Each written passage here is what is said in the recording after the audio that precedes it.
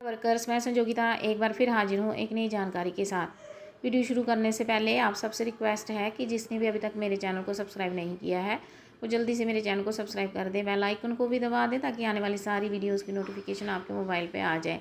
तो चलिए workers, video शुरू करते हैं। तो आज जिस टॉपिक पे मैं वीडियो बनाने वाली हूँ, असली में मैं कोई और टॉपिक पे बनाने वाली थी। तो जैसे ही मैंने पोषण ट्रैकर खोला तो मुझे पोषण ट्रैकर पे ऐसे आया, मैं सेंटर में ही हूँ लेकिन फिर भी देखो पोषण ट्रैकर पे मुझे रीज़न मांग रहा है।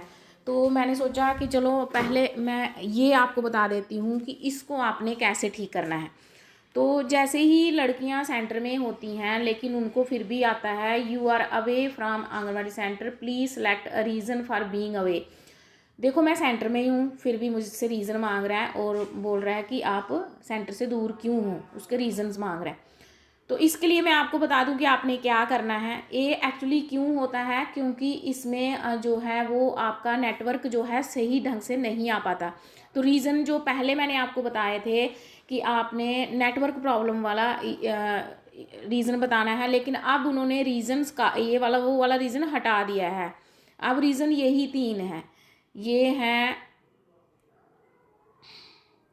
I am on leave, I am on official duty, I am on additional charge. तो उन्होंने नेटवर्क वाला रीज़न ही हटा दिया है। तो अब हम ये नहीं लिख सकते क्योंकि इनमें से हम कोई भी रीज़न हमारे नहीं है।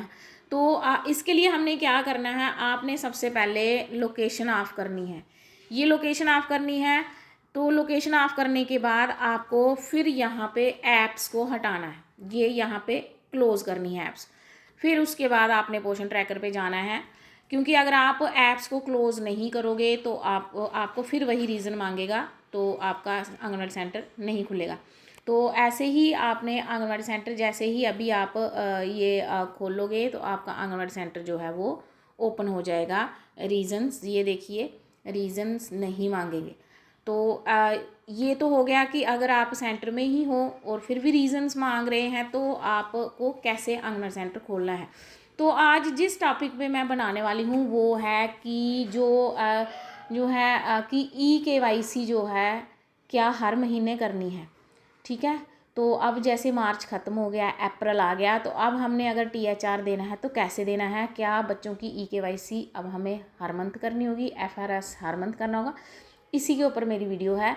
पहले तो सबसे पहले सॉरी, क्योंकि बहुत दिनों से मैं वीडियो नहीं बना पाई, क्योंकि मैं कुछ दिन के लिए कहीं गई हुई थी, बीच में छुट्टियां भी थी और बिज़ी थी, तो इसलिए नहीं बना पाई। तो आज जैसे ही मुझे किसी ने फ़ोन करके या मैसेज करके भी नहीं पूछा कोई प्रॉब्लम आ रही है लड़कियों को या नहीं। मैंने सोचा स्मूथली अब सबको समझ में आ गया है तो सब स्मूथली चल रहा है।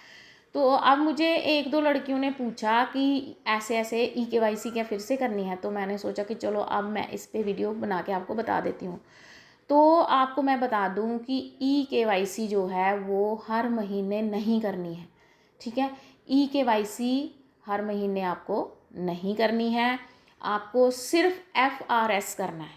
ठीक है, मैं आपको एक बार खोल के भी आंगनबाड़ी सेंटर पहले ओपन करती हूँ। ये देखिए आंगनबाड़ी सेंटर ओपन हो गया। उसके बाद मैं आपको बताती हूँ, मानो ये है। ठीक है, जिनकी एक बार EKYC हो गई है उनको आपने सिर्फ फ़ोटो कैप्चर करना है और वो जब मैच होगा तो आप उसको THR दे सकते हो।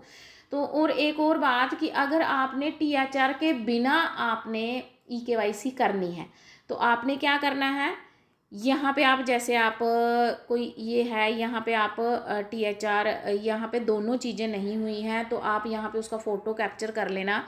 फ़ोटो कैप्चर करने के बाद आपने जो है उसके बाद आप बैक चले जाना और सिटीजन्स लॉगिन वाले पे जा कर के EKYC कर लेना। तो आपको THR जो है वो नहीं देना पड़ेगा, आप HCM में भी EKYC कर सकते हो।